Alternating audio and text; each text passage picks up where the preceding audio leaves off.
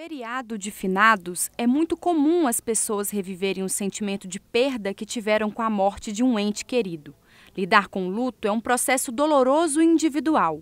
Maria Mídia, psicóloga clínica e especialista em luto, revela que há vários estágios desse sofrimento. O luto, geralmente, ele tem um primeiro momento de uma impactação muito grande. A pessoa fica completamente perdida, confusa, desorientada. Ela perde a noção de espaço, tempo, e é uma dor, às vezes, que ela não consegue nem expressar. A expressão mais natural que a pessoa tem para lidar é o choro. E o que as pessoas, o que a nossa cultura faz? Chora não, isso vai passar, quando na realidade ela está cortando um aspecto espontâneo e o mais natural que a gente tem para expressar quando alguma coisa não vai bem. Aqueles que passaram ou estão passando pelo luto, Maria Mídia explica que desabafar é uma das principais atitudes para superar a dor. Quando você compartilha sua dor em grupo, ajuda muito, porque às vezes você acha que a sua dor é a maior do mundo. Mas como se trata de emoção, cada indivíduo vai responder de uma forma diferente a esse processo, principalmente no caso em que são os pais quem perdem seus filhos ainda jovens. E talvez a dor mais difícil de suportar é a perda de um filho, porque é a inversão natural dos fatos, né? A gente tem aquela ideia do nascer, crescer, amadurecer e morrer. Então, quando você perde um filho, há uma inversão dessa ordem cronológica, princípio natural, apesar da morte poder surgir a qualquer momento.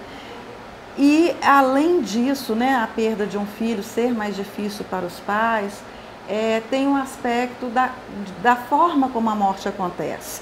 Se é uma morte anunciada através de uma doença, de um processo longo, é como se fosse preparando a pessoa para aquele momento final.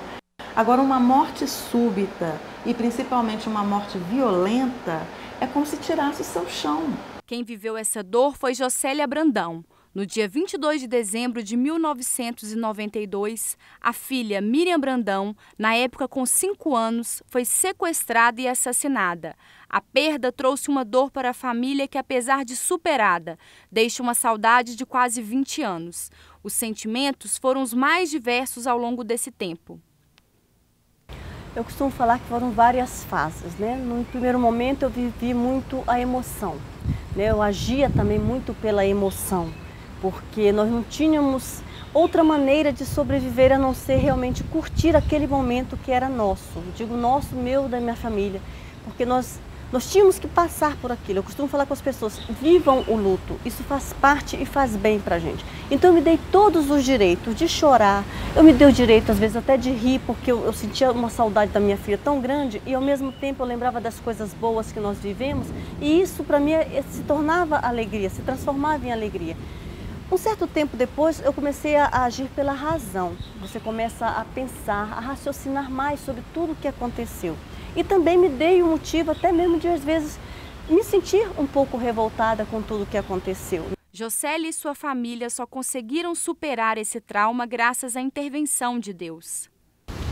No primeiro momento, eu falava assim, com todas as letras, que Deus não existia. Que para mim, se dele existisse, ele não teria permitido que acontecesse o que aconteceu com a minha filha, da maneira que aconteceu. Mas ao mesmo tempo, eu ia e voltava, porque eu acreditava que alguma coisa estava me segurando para que eu não ficasse louca naquele momento. Mas foi depois de 10, 12 anos que realmente eu comecei a raciocinar, a ver o poder de Deus na minha vida. A minha própria sanidade mental, né? Não existe, as pessoas falam, puxa, você nunca fez um tratamento psicológico ou com medicamento? E eu falo, não. Graças a Deus eu nunca precisei. Não que eu seja super mulher, mas porque Deus estava agindo na minha vida, porque Deus estava tomando conta de mim. Ela destaca a importância da fé em Deus e do cuidado que recebeu dos seus irmãos em Cristo. Se eu cheguei a esse ponto hoje, foi porque as pessoas oraram por mim, as pessoas intercederam por mim. Então eu peço hoje às pessoas, mesmo as que estão vivendo a situação, que eu sei que no momento, às vezes, você não tem nem forças para falar com Deus, mas que, ainda que seja só palavras, mas que clame o nome do Senhor, porque Ele é poderoso, Ele realmente nos cura de tudo, Ele realmente nos protege, Ele realmente nos guia na vida. Hoje, para mim, não existe cura em trauma nenhum se Deus não estiver presente. Culturalmente, a prática de dedicar um dia em homenagem aos mortos é milenar. Em Belo Horizonte, só no ano passado, 100 mil pessoas visitaram os cemitérios da capital no dia 2 de novembro. Mas o que será que a palavra de Deus diz a respeito deste assunto?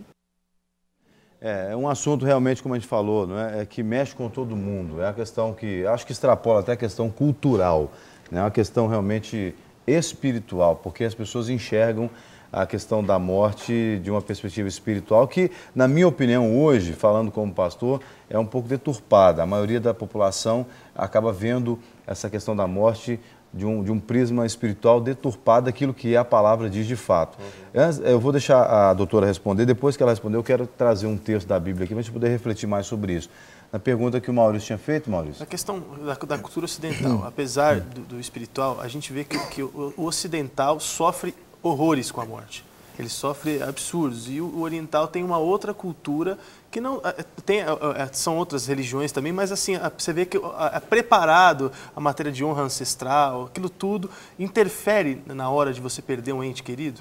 Sim, na prática clínica a gente considera realmente as crenças do indivíduo, né? E a gente observa que aquelas pessoas que têm uma crença religiosa, inclusive em relação à sua própria vida após a morte, né? Os orientais têm muito isso, né? A ideia de que existe vida após a morte. Então, isso ajuda muito, dá um alento muito importante para essas pessoas, né? Agora, a questão do luto, realmente, ela causa essa desorganização, conforme a psicóloga mencionou, né, na apresentação. Então, e esse processo de desorganização, ele precisa ser envolvido aí de expressão de emoções, para que isso não vire doença, né? E, ao longo do tempo, alguns autores colocam num prazo aí de 1 ano a 2 anos, esse processo ele tem que ser bem elaborado para que não vire uma doença, né? E como a fé ajuda nesse processo. Isso. E aí, até como o pastor estava falando, nós não fomos feitos para morrer, nós fomos criados para sermos eternos. E aí a dificuldade de a gente lidar com a morte nesse momento, né? Mas a fé cristã, ela ajuda muito, porque é claro que quando a gente perde algum ente querido, nós vamos sofrer pela falta que ele vai nos fazer.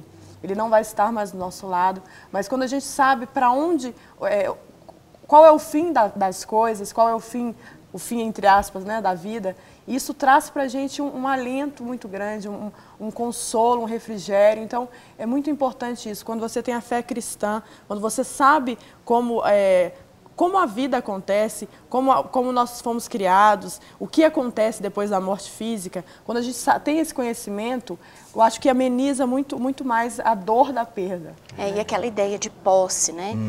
Esse é o meu filho, esse é o meu marido. Então, quando a gente perde, a gente vai sofrer muito, né?